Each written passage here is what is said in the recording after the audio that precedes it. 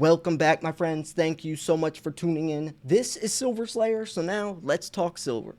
I'm sure a lot of you right off the bat are already thinking, there's no way the government would ever ban silver, and there's no way the government would ever confiscate my silver. But I'm here to tell you, you might not want to say that too confidently because only a couple decades ago, the government did ban silver on the COMEX, and several times throughout history, the government has confiscated the people's gold. And the scariest thing about this is the reasons that they banned silver and confiscated people's gold are a lot less serious than why they would today. You guys want to hear something insane? Imagine instead of the government confiscating your silver and gold, you are given free gold and silver by only clicking one button. Well, folks, that's the reality over here because I'm going to be doing several giveaways over the next 4 or 5 months as we approach 100,000 subscribers.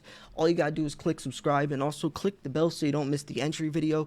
May the luckiest stackers win. Now, to introduce this conversation, put it on the table, I have to say it's going to be extremely controversial, maybe even a little conspiratorial, but we are going off facts. The Executive Order 6102 from FDR did say that your gold is no longer yours. You have to turn it in to the Federal Reserve, and if you don't, you're going to either pay a $10,000 fine, 10 years imprisonment, or both. And like I said, that's not the only time that gold has been confiscated throughout history. The Executive Order 6102 is just the most well-known.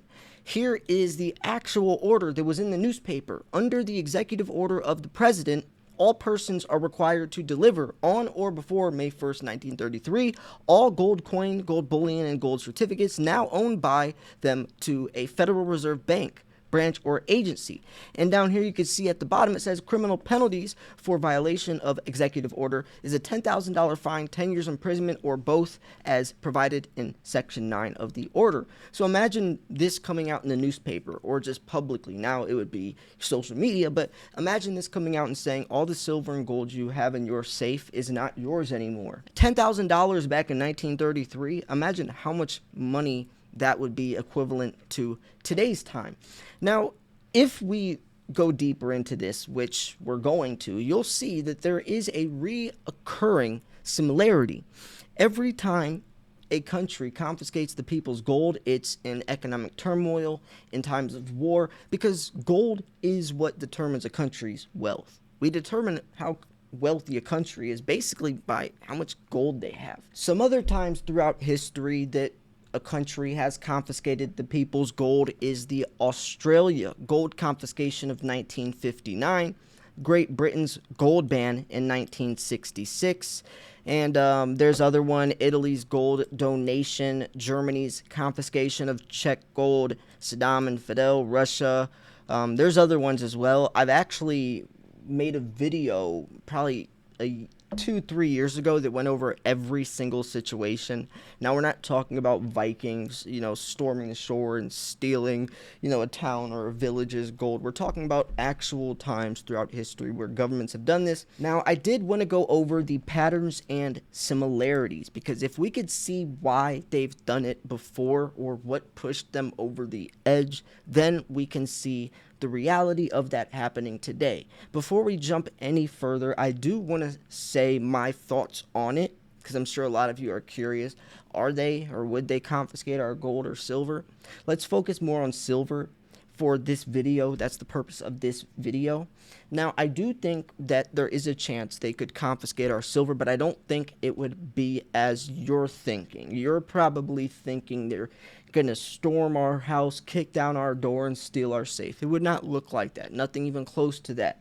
It would probably be some type of situation where you could sell it at a fixed price, or they would push the narrative that we don't have enough silver to make solar panels and make electric vehicles, help save the planet. Since silver is the most important metal for the world to go quote-unquote green, and they could push that type of perception as help save the planet.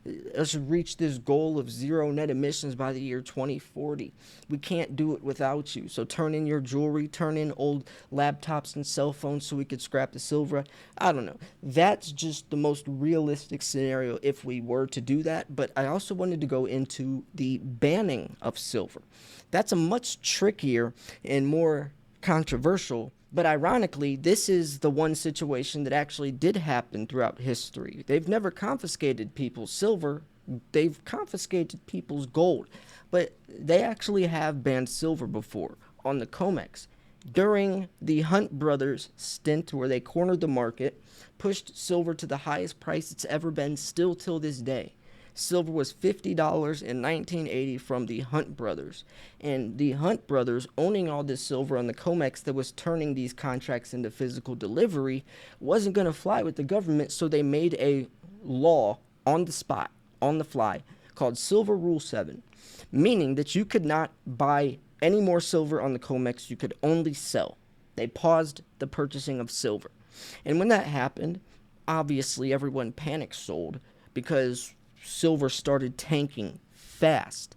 The Hunt brothers were stopped. They were shut down. This huge force of these three brothers spending billions on silver, owning almost all the silver in the world, they were stopped by the government banning silver. Now, yes, there's a lot more to the story, and I've made docu-series on this subject, but it's extremely deep. There's so many layers. There's a lot of conspiracy between it, but the fact is, though, is that Silver Rule 7 was pushed in place for them not to, or anyone able to purchase silver on the COMEX.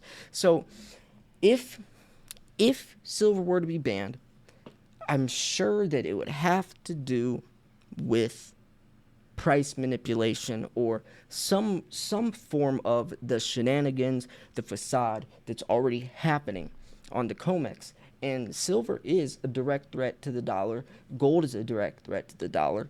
But you see that people take a lot more interest in manipulating the silver market because silver is a much, much smaller market than gold is. That's why you see JP Morgan getting fined almost $1 billion, $900 million to be exact, and 3 of their employees getting sent to prison. Another one, a 4th one, for RICO charges and racketeering. They're getting sent to prison for manipulating the silver market. It's always silver and not just JP Morgan. You have Merrill Lynch and the Dutch Bank, but it's always silver. Now, if silver were to be banned, would you still be able to trade it? I mean, we're talking about the physical metal. That's also why I always say if you can't hold it, you don't own it. Because if your silver is stored on the COMEX or some, exchange online, an FTX situation could happen. But not in terms of them flaking and just running away with all your Bitcoin. It could be the COMEX just collapses or freezes. Look what happened to the nickel market not too long ago, right? If there isn't enough silver on the COMEX for those contracts to be filled, and all those contracts were going to try to be filled, the COMEX would be exposed because there's supposed to be an equal amount. However much silver digitally there is should be equal amounts to physically, but there's not. Times 250. Meaning every ounce of silver you own, theoretically 250 other people own the same ounce. And that's why people use the 250 to 1 ratio to determine silver's true price. So the whole moral of the story is there's a lot that has to come into play when we try to consider this, but there are a lot of realities that says we're living in crazy times, so you could expect crazy things to happen. If you look at the BRICS nations that's already working on a digital currency backed by physical commodities, and how the USD is the world's reserve currency, but all these countries are opting together, joining forces to kick the USD off since we're dipping our hands in everyone else's trades. If that happens, which it is happening, and we're $31 trillion in debt, and the dollar's lost 98% of its purchasing power, and you've heard, or I've heard at least, Federal Chairman Jerome Powell come out and say he could see a currency coexisting or even replacing the dollar someday. I mean, you think that everything's just going to stay as it is, but look what happened in 1980 look what happened in 1933 when FDR came out and said your gold's no longer yours. These are things that only happened a couple decades ago. Just because you're desensitized to today's, the world today, or how the economy is today, doesn't mean that it's always going to stay that way. Right? And I think a lot of people are like, oh, that would never happen again. The government would never do that again. I think more than ever it would right now, because when they did confiscate people's gold, Same situation. Look at the similarities.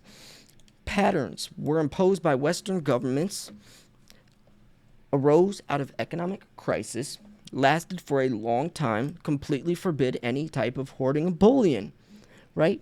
And the shortest was 13 years that these confiscations went on to. You know why the Hunt brothers got into silver? But why they cornered the silver market? Because it was illegal to own gold. Gold was already banned. In 1980, you couldn't buy gold. That's why the Hunt brothers got into silver. We're talking about just 1980. See, if you didn't know that, then you probably would have never thought that that's even possible or that was real. But yes, only a couple decades ago, you couldn't buy gold.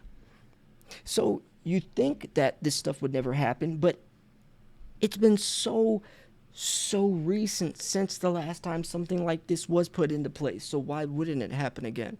And that's why when you hear people say, could silver get banned, and you laugh it off, I'm like, you might want to watch your mouth, because these are things that you never know. You never know until you know, and you never know until it's too late. All I know is I'm going to keep buying my silver. I'm going to keep buying my gold. I'm going to save it. I'm not going to own it digitally. And I'm not going to pay attention to the fear, uncertainty, doubt. We need to have these types of discussions and conversations. I think it's good to. And I'm not trying to scare anyone. I'm not trying to tell you that the FBI is going to come kick down your door, or SWAT's going to come kick down your door and steal your safe, because that's not what it would look like. Throughout history, it would be you sell to the government at a fixed price. It's not like they're going to say, turn it in, give us all of it. It would be a fixed price. And the way that we're headed, people are thinking that gold could be set to a fixed price, especially since this is the second time in the last 3-4 months Robert Mooney already opposed a gold standard. And then there's another one that just came up. So if we're set back to a gold standard, that means gold would be fixed to a set price. So if gold was set to a fixed price, and let's say even silver, then they easily could confiscate. Just say, you have to sell your silver back to the government, we'll pay this price. The hardest part about that with the current formula would be selling when spot price changes every single minute of the day, Monday through Friday. So you see how there's just so many layers to this, but you still have to consider it being a possibility. Not trying to throw in my tinfoil hat. I'm just saying these things are a lot more realistic than I'm sure a lot of you know. And just like this right here, it's surprisingly common. Surprisingly common. So anyways, yeah, I'm going to wrap this video up here. I hope you enjoyed this video. If you thought this video was educational, informational, at least entertaining, make sure you hit the like button. Please subscribe if you want a chance to win some silver and gold, and may the luckiest stackers win. If you want to purchase some of this gold and silver, then make sure that you purchase from Miles Franklin. Send an email to info@milesfranklin.com. Let him know Silver Slayer sent you. Andy would love to hear it. The link is in or the email address is also in the pinned comment or the description.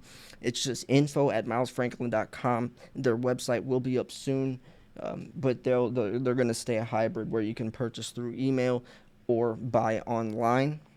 Online, it's usually like a maximum order of like $10,000. That's how like Amex is and stuff. But if you purchase through email, you can place much larger orders.